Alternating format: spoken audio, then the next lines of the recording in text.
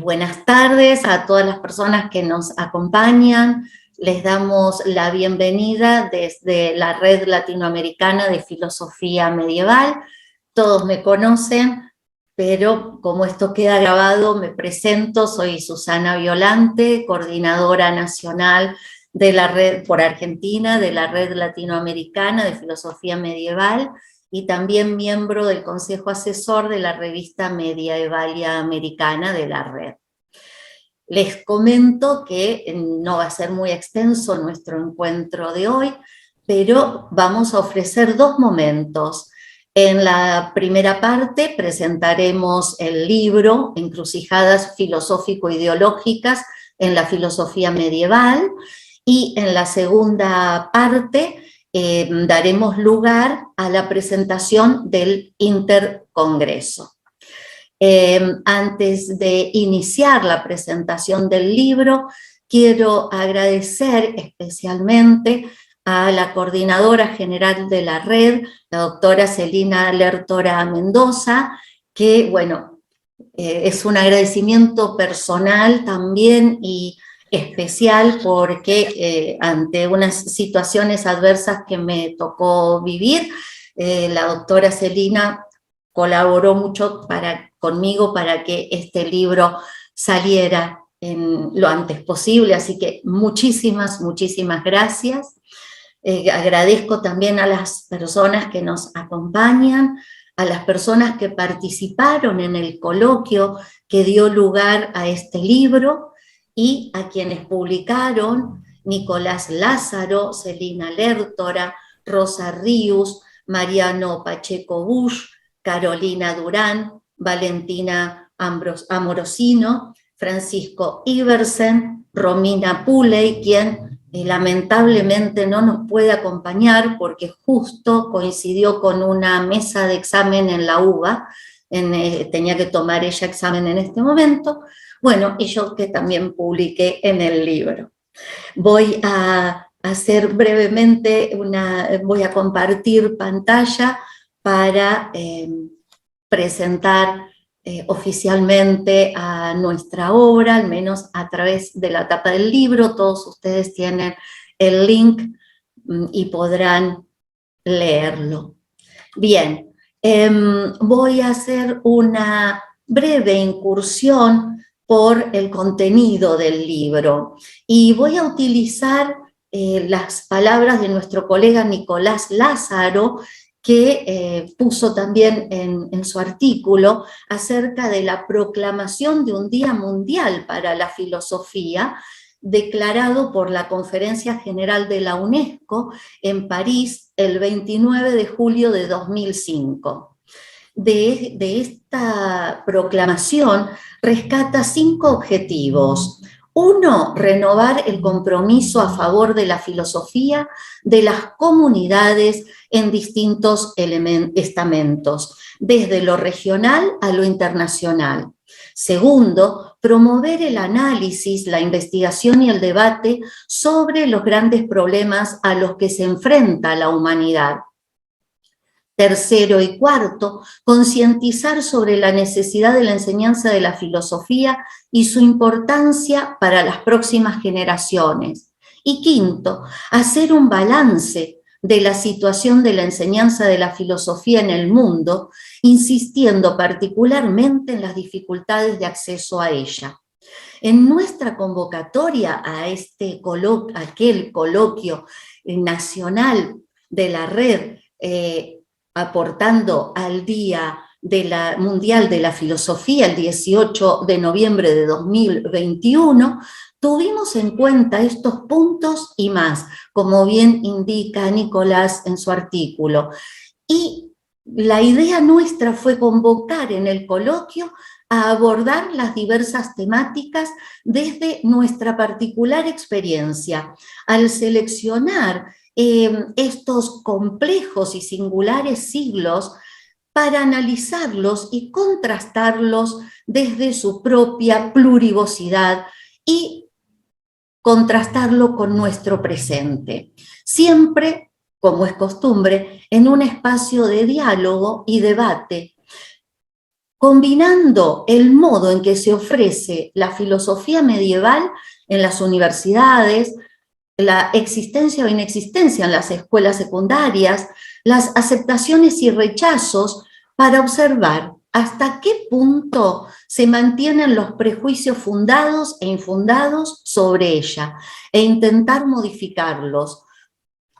Así lo hicimos las personas que participamos y expusimos en este breve recorrido que pretendemos permita estimular lo que esperamos sea el deseo por la lectura y reflexión a partir de la presente obra. Nicolás Lázaro, como dijimos, entre otras cosas, relata las vicisitudes de una decisión tomada. ¿Qué pasó cuando dijo voy a estudiar filosofía y, peor todavía, entre comillas, filosofía medieval? Hace una distinción en cómo felicitaban a sus compañeros que habían elegido otras carreras y a él le preguntaba ¿por qué? ¿Y por qué filosofía medieval? Y aquí aparece una diferencia en la significación de la pregunta que señala parte de los prejuicios que aún se mantienen sobre ella y el desconocimiento de los valiosos aportes que muchas veces desconocidos mantenemos en la actualidad. Nicolás considera que estudiar filosofía medieval es un reservorio de humanidad. Celina Lertora nos muestra a la filosofía medieval en la mirada de sus historiadores, a partir fundamentalmente del siglo XVIII y hasta nuestros días. ¿Cómo se la ha valorado? ¿Cómo ha transitado a partir de diversas adjetivaciones la filosofía medieval? Y cómo estas adjetivaciones y estos puntos de vista terminan lamentablemente en un reduccionismo que impide vislumbrar lo acontecido, como dice Celina, en este extenso periodo, desde todos estos ángulos a la vez. El artículo incursiona en la visión que de sí mismos poseían los pensadores y pensadoras y aporta varios modelos de análisis críticos sobre los manuales dedicados al periodo. En una línea similar, yo presenté un artículo analizando las dudas que existen acerca de si hubo o no hubo filosofía en el medioevo. ¿A quiénes se consideran filósofos? ¿A quiénes no? Y allí he contrastado a varios autores.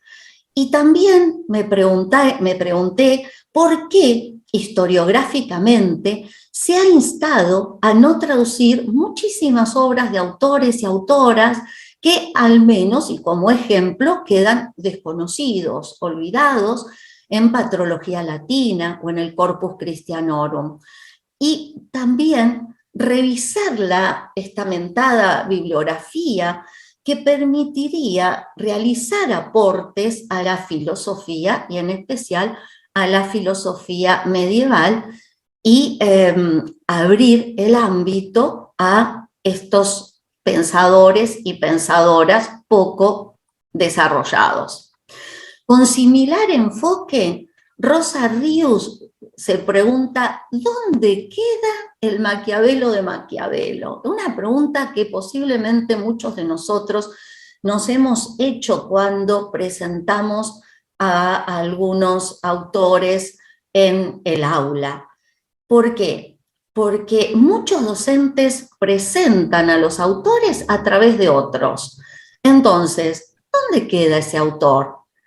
La relevancia de su abordaje en el aula, aunque sea por una traducción, analiza Rosa en conjunción con, ustedes podrán encontrar el análisis de la carta del 10 de diciembre de 1513 de Maquiavelo. Mariano Pacheco Busch, que es estudiante avanzado, próximo a graduarse, está también en busca de los aportes filosóficos, a través de la cuestión por qué es una tarea filosófica hablar sobre la sexualidad en la Edad Media. ¿Cómo se vivía la sexualidad? La aceptación de ciertas prácticas durante este periodo que en espacios coetáneos o posteriores serían prohibidos. Y analizó también la noción de progreso, y ahí debo comentar que me hizo recordar cuando yo iniciaba las clases de filosofía moderna y hablaba de qué significaba el progreso y por qué ese concepto moderno tan importante tendría tantas trampas.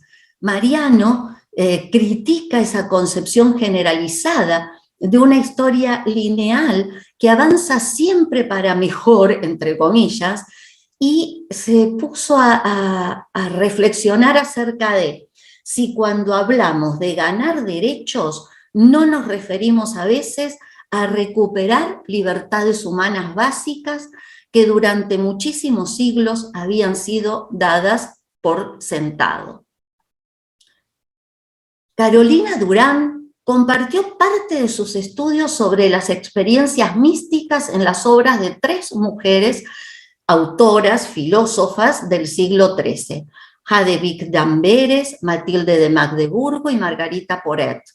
Una lectura desde un punto de vista bastante particular para quienes lo desconocíamos, la estética de la cartografía topográfica. Con ella nos permite visualizar la espacialización en la expresión de temas como la moral, los sentimientos, las utopías o la divinidad. Es un recurso que, a partir de la guía de estas autoras, le permite al lector imaginariamente situarse, moverse, reconocerse al provocar esas intenciones de desplazamiento, como la llama Carolina, en la utópica tarea de transmitir la experiencia de la unión con la divinidad. Estas autoras nos proponen un acercamiento novedoso y creativo. Valentina Amorosino nos habla de Bernardo di Claravale, Tra Silenzio e Parola. Ella interpretó el vínculo indisoluble entre el silencio y la palabra a través de algunos pasajes de la obra de Gradibus Humilitatis et Superbiae de Bernardo, en quien la necesidad de silencio se combina y revive en el misterio de la palabra, en tanto principio creador que todo lo puede, en un itinerario que intentaría conducir al ser humano a una unión mística con Dios.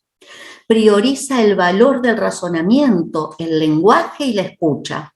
Señala que no hay abismo entre lo que se calla y lo que se dice, dado que el silencio y la locuacidad se buscan y se tocan, se desean, se esperan siempre en un juego de alternancia y suspensión recíprocas. Asimismo, Francisco Iversen aporta una mirada medieval a un actual debate desde la base medieval, obviamente, acerca de la legalidad y moralidad de la interrupción del embarazo, así como sus supuestos antropológicos, metafísicos, espirituales y medicinales, tratados desde Tomás de Aquino, las Quaestiones Disputatae de Potentia, Quaestio 3, artículo 9, y también señala cómo este tema ha sido discutido ampliamente por diversos autores del período, por ejemplo, por Alberto Magno, Egidio Romano y Duns Scoto. Romina Puley presenta el inicio de un proyecto que esperamos que avance sobre él, de relación entre 2 autores distantes temporalmente, Nicolas d'Autrecourt y David Hume, acerca de la verdadera filosofía. Esta frase de David Hume se pregunta Romina si es una simple metáfora o un proyecto inacabado, y plantea la necesidad de realizar estos encuentros entre pensadores para desmitificar anquilosados supuestos de diversidad y hasta de oposición que no son tan profundos ni antagónicos como se nos ha hecho creer durante siglos. Analiza qué pretende Hume con esta frase y sus consecuencias en nuestra propia labor como filósofos y como docentes de filosofía. El resultado de la exposición y debate en el coloquio ha sido vertido en la obra que hoy presentamos y que es sintetizado en esta personal selección. Agradecemos a los doctores Jorge Ayala, Rafael Ramón Guerrero y la doctora María Leonor Javier de Portugal por su generosidad al proceder con la evaluación externa de los artículos para su publicación. Esperamos que esta publicación, de algún modo, contribuya al fortalecimiento de los estudios del medioevo en nuestra región, sobre todo porque nos encontramos con preocupaciones comunes acerca del trato y destrato que históricamente se ha brindado a este espacio de pensamiento filosófico. Con esto culmino, les agradezco muchísimo e invito a las autoras y autores a ofrecernos sus comentarios. Muchísimas gracias. Bien, quien quiere de los autores y autoras, quien quiere compartir y decir otra cosa de la impresión que a mí me quedó de sus artículos excelentes.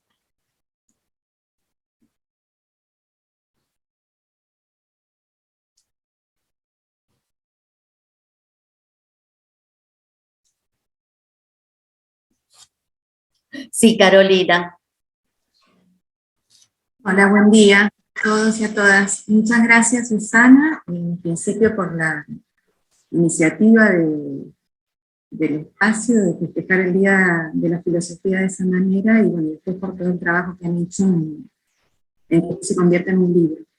Yo quería, vos lo mencionaste, pero quería destacar algo que no sé si quienes estamos acá estuvimos ese día ahí, pero para si alguien no estuvo, me parece que algo que tuvo la convocatoria, que fue que le dio un matiz, un carácter muy particular, fue, no era una convocatoria solo de trabajos teóricos o de los temas teóricos que estuviéramos trabajando cada quien, sino bien en relación a nuestra propia experiencia en el campo de la filosofía medieval. Así que nada, era destacar ese rasgo que cada quien lo transmitió y que me parece que es que le da una particularidad a esto, ¿no? Como que no es algo que por ahí, en general, cuando hacemos textos académicos, distintos tipos de producciones, dejamos de lado un poco nuestra experiencia para ajustarnos a las pautas formales que nos exigen. Así que me parecía lindo destacar eso y bueno, muy agradecida de haber participado. Gracias, Carolina. Sí, eso considero yo también que le dio un matiz particular a las escrituras expuestas en esta obra. Sí, sí. Gracias, Carolina.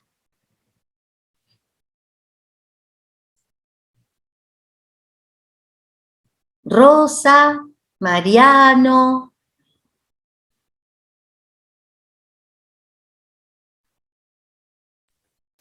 Bueno, yo sí quería decir, sí, claro, porque estuve trabajando en la presentación formal de la edición y bueno, he tenido ocasión de ver y leer con detenimiento todos los trabajos. Yo quisiera decir que evidentemente todos, de alguna manera o de otra, hacen en referencia a su propia experiencia como profesores de filosofía medieval. Esto que dijo Carolina, me parece que hay que reafirmarlo porque efectivamente es así. Yo quería a esto añadir solamente dos cosas. Primero, que me parece importante como grupos en la red y en las comisiones y en las secciones nacionales, que se insista en este aspecto de compartir las experiencias docentes e investigativas, como hacemos en general en los congresos y los intercongresos, con una reunión para tratar el tema de la enseñanza y la investigación y la difusión de la filosofía medieval. Ahora, yo quisiera, esto es la primera cosa que quiero decir, y yo quisiera añadir otra cosa, tal vez un poquito urticante, pero real. La filosofía medieval no tiene buena prensa, a pesar de que los temas medievales están en Netflix y todo eso. Y precisamente creo que esto que alguna vez ha sido dicho y lamentado por nuestro colega Gregorio Piaia de Italia, es que en el fondo toda esa fantasía externa acerca de los aspectos muy secundarios de la filosofía medieval, como los vestidos o ciertas creencias, que nunca están bien explicadas, son también ficcionales, no ayudan al conocimiento real de la riqueza y el valor de la filosofía medieval. Al contrario, es mi modesta opinión. Por eso creo que también los que estamos en eso tenemos que hacer un esfuerzo por una auténtica difusión. Una difusión no solamente ante nuestros alumnos de filosofía medieval en la carrera de filosofía, sino en otras carreras, por ejemplo, y también, ¿por qué no?, en la sociedad en general. Porque me parece que esto es importante también para generar vocaciones y para, sobre todo, valorar el esfuerzo que hacemos nosotros por sacar a relucir y por hacer conocer un periodo que estamos convencidos es muy importante en la historia de la cultura universal. Bueno, eso es lo que quería decir simplemente, estas dos sugerencias que añaden a lo que acaba de decir Carolina, que por supuesto lo comparto y ha sido el criterio de nuestra reunión. Gracias, Celina. ¿Sí? ¿Alguien que quiera aportar algo más? Bueno, sí, coincido con lo dicho, bueno, con lo que hemos expresado en la convocatoria para el Día Mundial de la Filosofía, que es el 18 de noviembre, y donde en esta convocatoria hablábamos precisamente de no solo de nuestras experiencias, sino de ampliar esos criterios, y una forma de ampliarlo es también visualizar a otros pensadores y pensadoras con criterios divergentes del periodo. Así que ahí tenemos una labor intensa. Bien, si nadie va a participar de los autores y autoras, ahora se corta y volvemos a ingresar con el mismo enlace y le vamos a ceder la palabra a la doctora Celina Lertora, que vamos a hablar del intercongreso que se llevará a cabo en el mes de mayo. Aquí nos acompaña el doctor Ignacio Pérez Constanzó y Nicolás Moreira, que son los organizadores del próximo evento.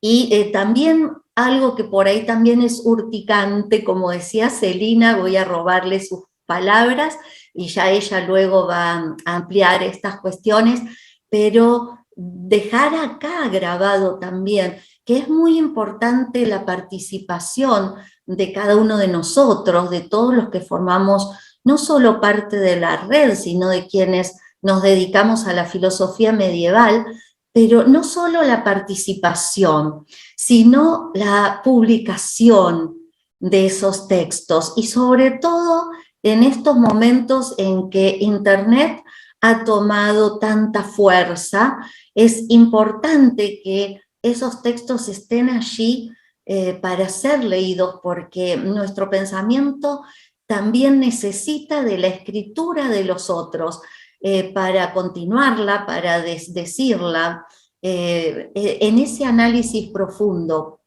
porque justamente la concordancia o discordancia con lo dicho, escrito por otra persona, nos permite seguir pensando y ampliar ese bagaje que vamos gestando en nosotros mismos. Por eso me parece que es importante esta necesidad de publicar aquello que estamos diciendo.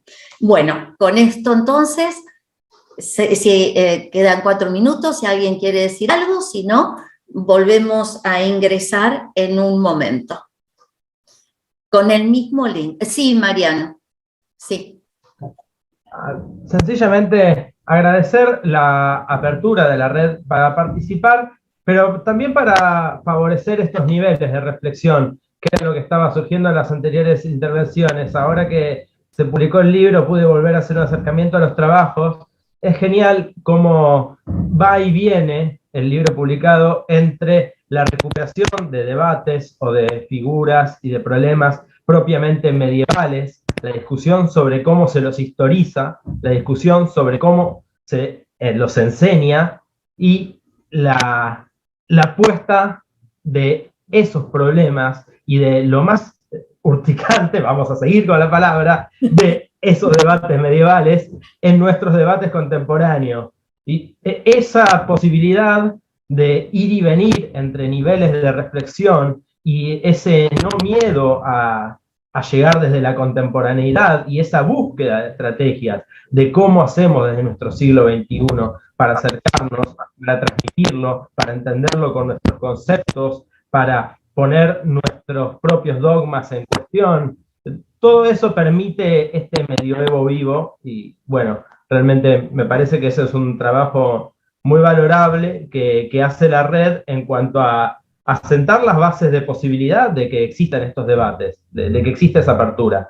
Así que quería agradecer también a la red por brindar este espacio. Muchas gracias, Mariano. Gracias.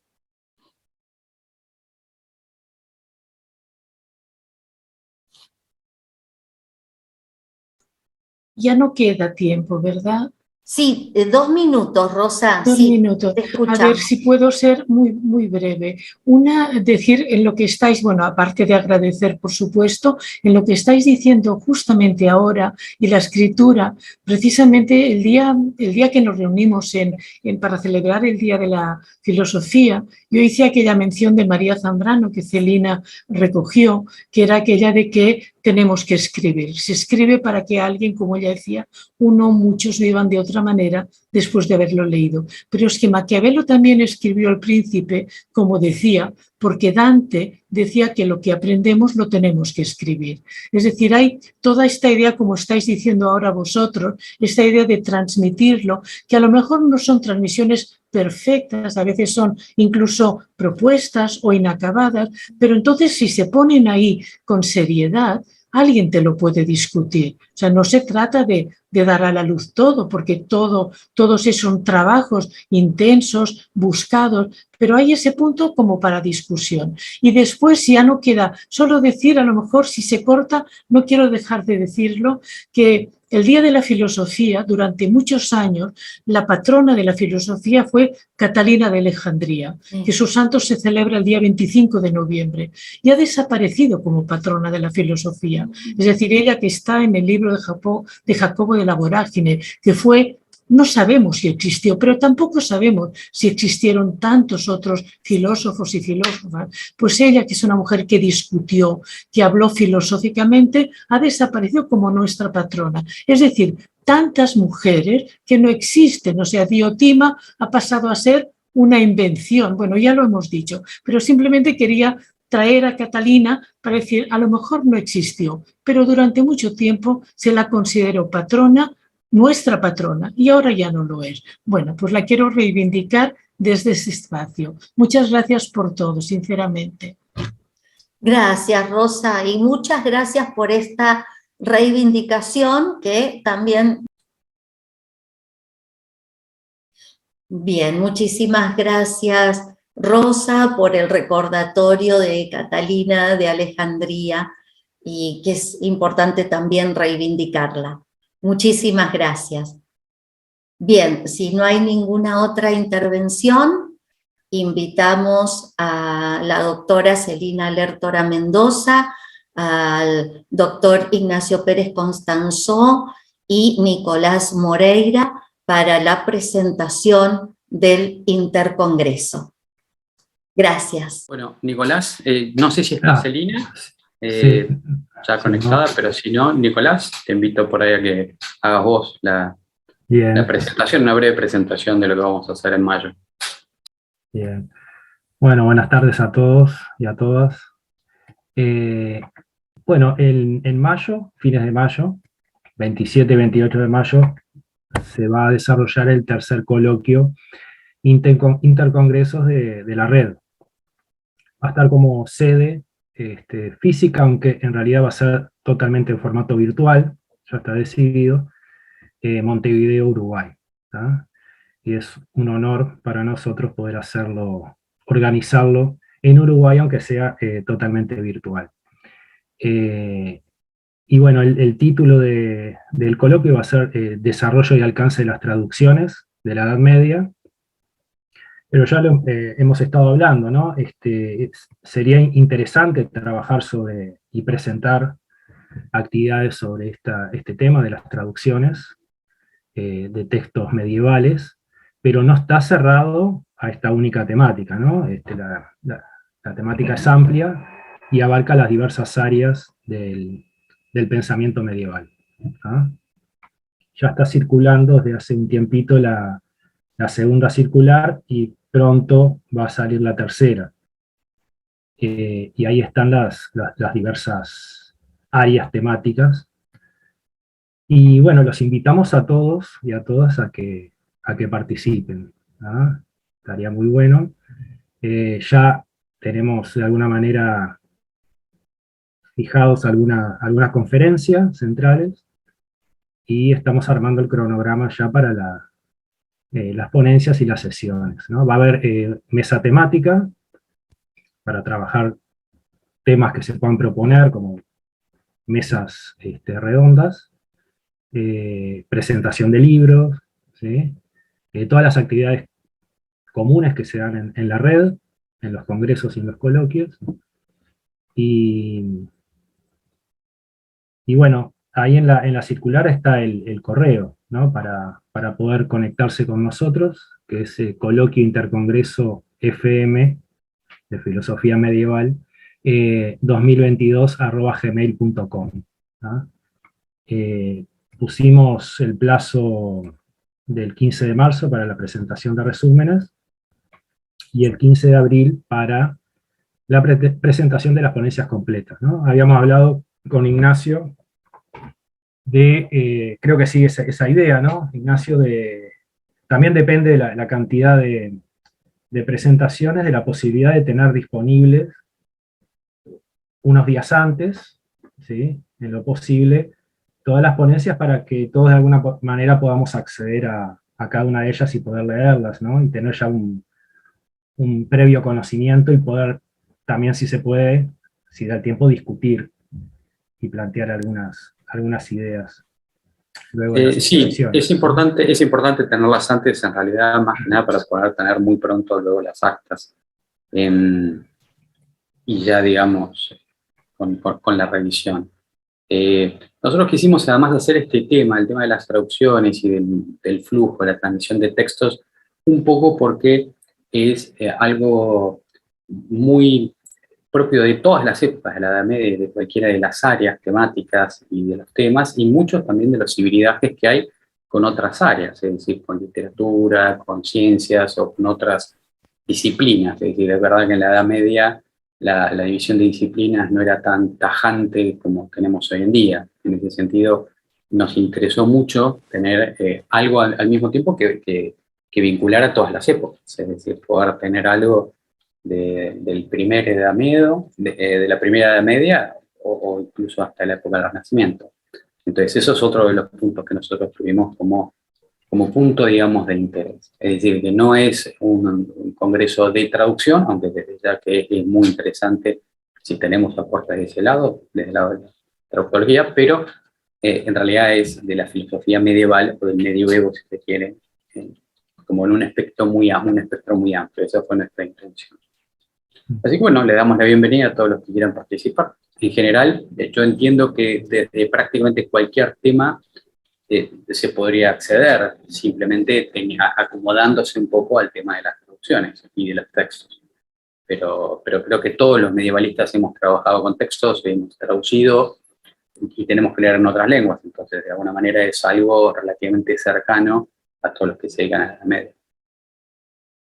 Le damos la bienvenida a todos, no sé, Nicolás, si tiene algo más que decir, pero yo por mi parte esto. No, también por mi parte, bueno, es la bienvenida a todos y bueno, invitándolos a que participen. Buenísimo. Muchas gracias, Ignacio, Nicolás y Celina. Te escuchamos. Bueno, no, es muy breve.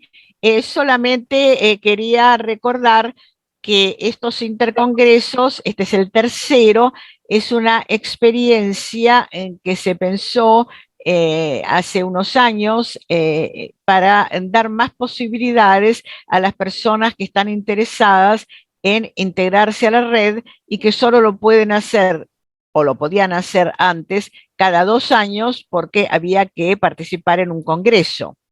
Entonces, estos intercongresos tienen la característica de que fungen como congresos a los efectos de la membresía.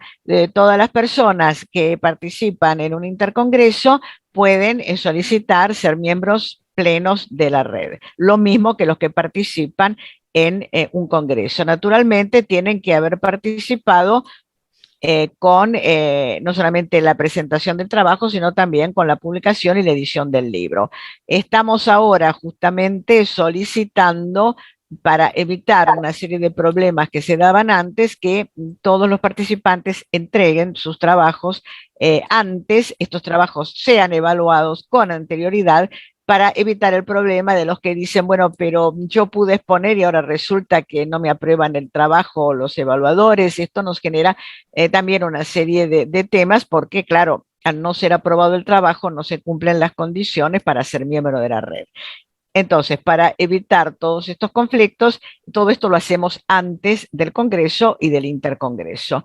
Y de esta manera, las personas que finalmente figuran en el programa van a figurar en las actas y cumplen las condiciones que están establecidas por el reglamento y pueden solicitar ser miembros plenos de la red. También quería decir, porque no es un dato menor, que también desde hace unos años se ha establecido la categoría de miembro adherente que tienen todos, pueden tener si lo solicitan, todos los que han participado en reuniones nacionales. La diferencia es que mientras que las reuniones de congresos e intercongresos son formalmente de la red, las reuniones nacionales son nacionales, es decir, son de la coordinación, si bien naturalmente, como siempre lo he hecho, no solamente en Argentina, sino otras reuniones nacionales, la red las auspicia, pero no son formalmente de la red.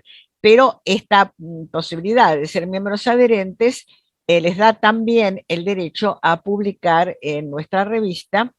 Les da prácticamente todos los derechos y posibilidades de los miembros, con excepción de votar. Claro, las asambleas no pueden ser elegidos ni tienen derecho a voto porque no son miembros plenos, pero en todo lo demás pueden participar de la red y de hecho tenemos una serie de miembros adherentes, como también son, como en este caso Pacheco, porque todavía no es graduado, ¿no? Los que han participado pero no son graduados, no pueden ser miembros plenos, pero sí pueden ser miembros adherentes. Tenemos varios de esos casos. Bueno, eso era lo que simplemente quería decir. Y también avisar que las comisiones que se han creado, las 2 comisiones, van a participar con algún simposio y también creo que está prácticamente listo para ser presentado, algo que me parece muy importante, un simposio sobre historia de la ciencia medieval. Sería muy interesante que pudiéramos verdaderamente abrir esta área. Y por mi parte estoy trabajando todo lo intensamente que es posible para ver si se logra realmente abrir un área de escolástica americana o de escolástica colonial, que no sean solo trabajos aislados en los congresos, sino que realmente haya un grupo de trabajo, como por ejemplo que ya ha comenzado a trabajar de patrística y de mujeres. Bueno, eso era lo que quería decir. Muchas gracias a todos por la presencia, por la participación, y para mí, como coordinadora general, siempre es grato. Bueno, nada más que eso, quería decir muchas gracias, y para mí, como coordinadora general, realmente es una satisfacción cada vez que puedo anunciar un nuevo paso. Y yo creo que en esto está compartido por todos los que formamos la red. Nada más, muchas gracias. Muchas gracias, Celina. Muchas gracias a todas las personas que nos acompañaron. Pido disculpas, no sé qué toqué queriendo ampliar la pantalla, perdón. Y no sé si alguno de ustedes quiere comentar algo o tener alguna palabra de despedida, además de la nuestra. Gracias, Luisa, querida, siempre acompañándonos, como la mayoría de los que están aquí, una alegría María también, Carolina, Ignacio, Nicolás, Daniel, José, Antonio, muchísimas gracias y nos despedimos hasta un próximo encuentro. Gracias a todos y a todas.